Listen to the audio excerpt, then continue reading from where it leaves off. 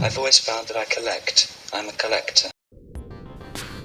What could have inspired David Bowie to write his first breakthrough hit, Space Oddity? I think I've tracked down the origins of Major Tom on an obscure card collecting forum board. Welcome to the Perfection Selection, a Cream of Cards TV. Less is more, as they say. Could this early 20th century plain old black postcard comically depicting a region of Paris at night time have inspired a whole art movement known as minimalism? To the majority of 1960s ice cream licking youths, these Mister Softee moon mission trade cards just showed the adventures of a fictional astronaut by the name of Captain Tom. But to a certain imaginative teenager, that card could have been the last piece in the jigsaw puzzle. A semi-conscious memory that will bubble up years later, launching the career of one of Britain's greatest rock stars ever. What makes it even more compelling is the fact that Bowie appeared in a Lion's Made ice cream lolly commercial just a short time before his first major hit, Space Oddity, was released. See if you can recognise him. Acting out the part of a rock star before he fully became one himself. Perhaps a self-fulfilling prophecy. At the end it mentions about some pop star trade cards. And here's that exact same set right here.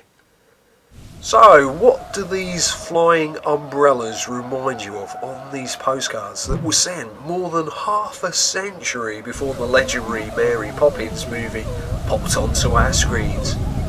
And this postcard seems to anticipate Chitty Chitty Bang Bang, decades before both the novel and iconic film came out.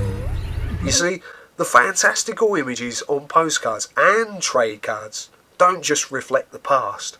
With a bit of imagination, they can also help us see the future too, like a fortune teller reading tarot cards. Here's the preposterous story of Postcard Records, a record label that, according to this book, accidentally kick-started the 1980s indie music revolution. They had a sock drawer for an office, almost no money, and more dreams than common sense. But when Edwyn Collins and Alan Horn decided to start up their own record label from a shabby Glasgow flat, no one was going to stand in their way. So, I wonder where they got the name from. Well, here's an early 20th century gramophone record postcard, and on this promo card that came with it, it mentions about some classic Scottish ballads that were also available. Alan and Edwin, you see, were regulars at an antique flea market.